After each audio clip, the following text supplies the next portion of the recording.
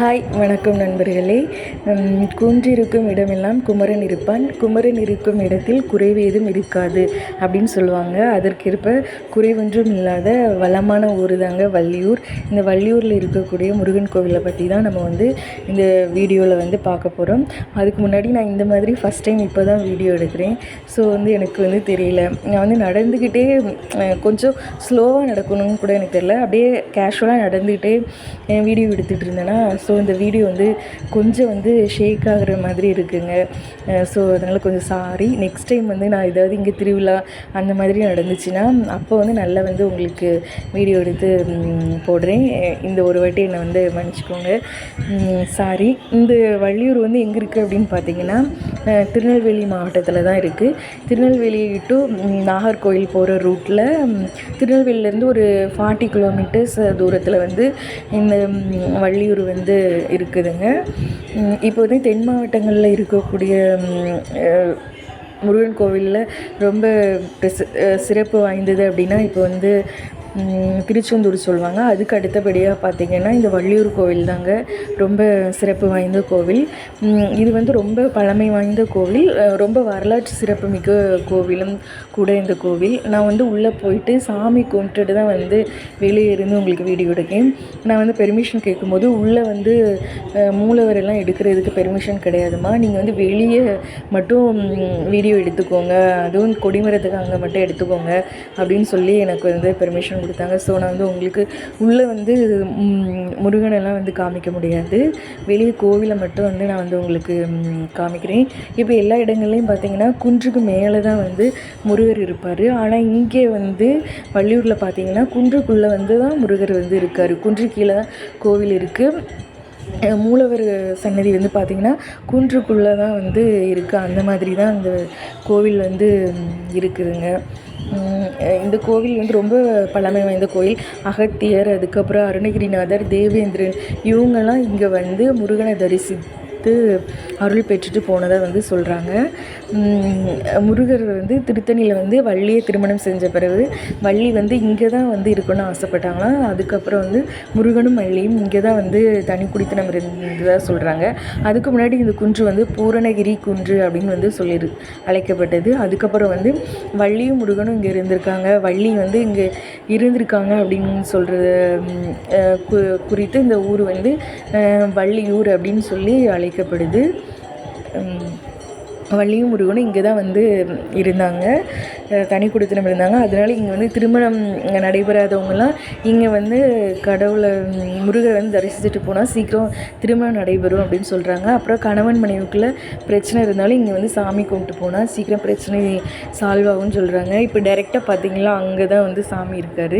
மூலூருக்கு எதிர்த்தாப்பில் இங்கே பார்த்திங்கன்னா ஒரு மயில் சிலை இருக்குது. மயிலுக்கு ஒரு சிலை வச்சுருக்காங்க. அதில் பார்த்திங்கன்னா மயில் தன்னோட வாயில் ஒரு பாம்பை வச்சுருக்கா. அந்த மாதிரி சிலை செஞ்சுருக்காங்க. இந்த சிலை பார்க்கவே ரொம்ப தத்ரூபமாக அழகாகவே இருந்துச்சு. இந்த மயில் சிலை டைரெக்டாக மூலவர் சன்னதிக்கு ஆப்போசிட்டில் வச்சுருக்காங்க.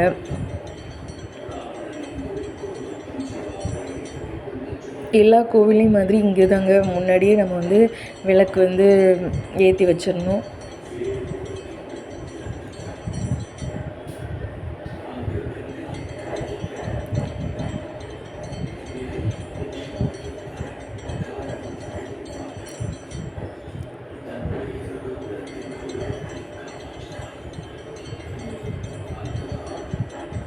இப்போ நீங்கள் வெளியே பார்க்குறீங்களா, இந்த வழியாக தான் நான் வந்தேன்.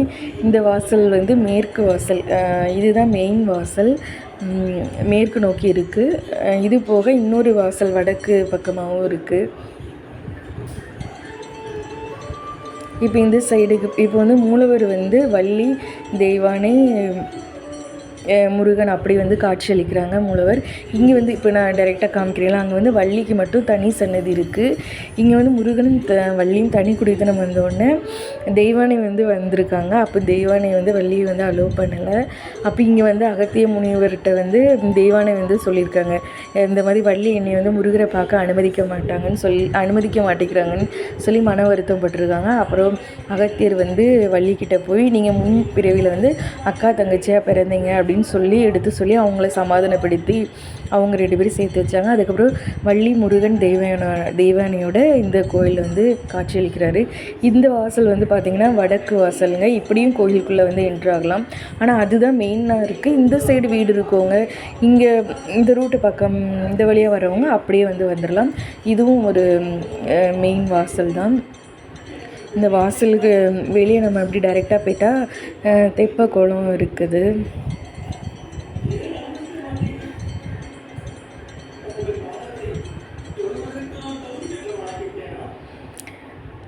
இந்த தெப்பக்குளம் வந்து வள்ளி வந்து முருகர்கிட்ட கேட்டதுக்கு ஏற்ப முருகன் வந்து தன்னோட கை வேலால் அப்படி மண்ணை வந்து இது பண்ணி அப்படி இந்த தெப்பக்குளத்தை உருவாக்குனார் அப்படின்னு வந்து சொல்கிறாங்க.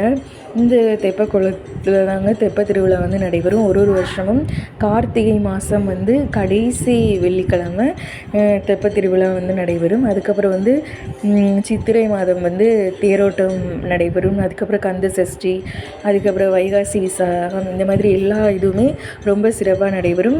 ரொம்ப கூட்டமாக இருக்கும். நிறைய பக்தர்கள் வந்து வருவாங்க. இங்கே நிறைய பேர் வந்து மேரேஜ் பண்ணிப்பாங்க. அதுக்கப்புறம் சின்ன குழந்தைங்களுக்கு மொட்டை போடுறது அந்த மாதிரி இதெல்லாம் இங்கே வந்து நிறையவே நடக்குங்க.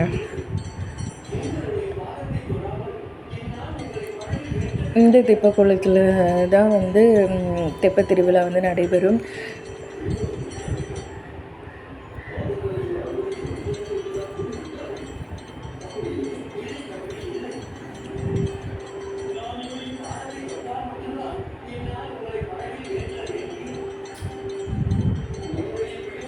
இது போக அந்த சைடும் ஒரு தெப்பக்குளம் இருக்குதுங்க. இங்கே இந்த கோயிலில் பார்த்திங்கன்னா 2 தெப்பக்குளம் இருக்குது. இந்த தெப்பக்குளத்தில் வந்து தெப்ப திருவிழா வந்து நடைபெறுது. இன்னொரு தெப்பக்குளம் இருக்குது. அதில் வந்து பார்த்திங்கன்னா பொதுமக்கள்லாம் வந்து அவங்க வந்து குளிச்சுட்டு அந்த மாதிரி வந்து போகிறாங்க. ஒருவேளை நம்ம இங்கே வந்து சாமி கும்பிட வந்தோன்னா நம்ம வந்து இங்கேயே குளிச்சுட்டு முருகரை வணங்கணும் அப்படின்னா அந்த தெப்பக்குளத்தில் தான் போயிட்டு நம்ம வந்து குளிக்கணும்.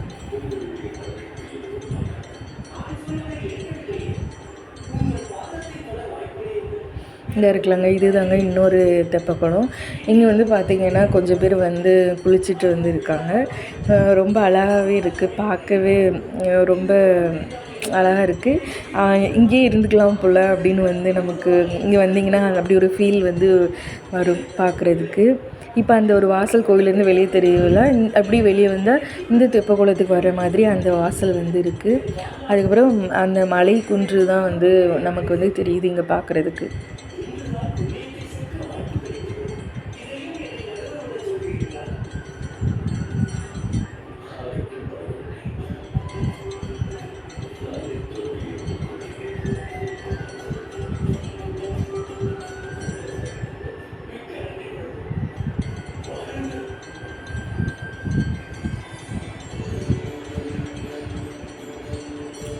இந்த சேனல் இப்போ தான் புதுசாக பார்க்குறீங்கன்னா ப்ளீஸ் சப்ஸ்கிரைப் பண்ணிக்கோங்க. இது வரைக்கும் சப்ஸ்கிரைப் பண்ண எல்லாருக்கும் ரொம்ப தேங்க்யூங்க. இந்த வீடியோ பிடிச்சிருந்தா கண்டிப்பாக வந்து லைக் பண்ணுங்கள். நீங்கள் இந்த கோயிலுக்கு வந்திருந்தீங்கன்னா கமெண்ட் பண்ணுங்கள் நான் வந்திருக்கேன் அப்படின்னு சொல்லிட்டு. இப்போ நம்ம வந்து வடக்கு வாசல் வழியாக வந்தோமா, அந்த வாசல் வழியாக இப்போ உள்ளே போகிறோம். அதில் பார்த்திங்கன்னா ஓம் சரவணபவ, ஓம் முருகா அப்படின்னு சொல்லிட்டு மாறி மாறி எழுதியிருக்காங்க அந்த வாசலில் படியில்.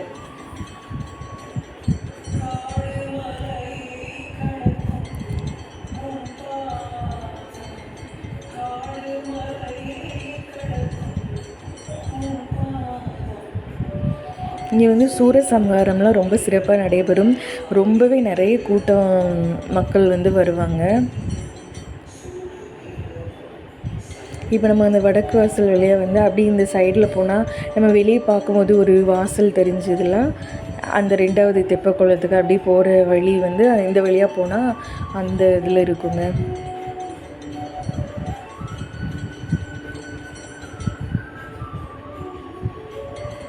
இந்த இருக்கலாம் இந்த வாசல் வழியாக போனால் அந்த தெப்பக்குளம் தெரியுது. இது வந்து இப்போ குன்று, அங்கே நம்ம கோயிலோட கோபுரம் வந்து தெரியுது.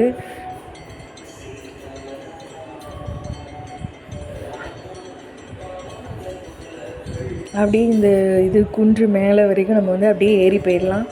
ஆனால் எனக்கு கொஞ்சம் பயமாக இருக்குது. மேலே போயிட்டு பார்த்தா அப்படி வள்ளியூரோட ஃபுல் வியூ வந்து தெரியும்.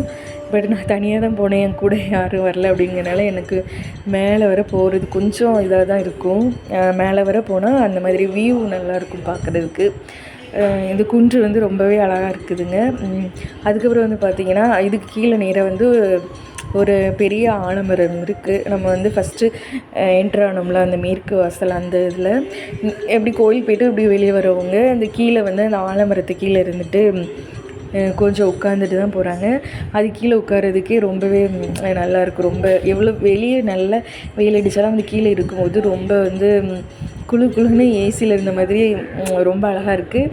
அதுக்கப்புறம் நம்ம அங்கே உட்காந்துருக்கும் போது ரொம்ப ஒரு ஃபீலிங்கே ரொம்ப அழகான ஒரு இது இருக்குது. சாமி கும்பிட்டு வந்து நமக்கு ரொம்ப ஒரு இது இருக்குல்ல, அந்த மாதிரி ஒரு பவர் ஏதோ எனர்ஜி கிடைச்ச மாதிரி இருக்குது.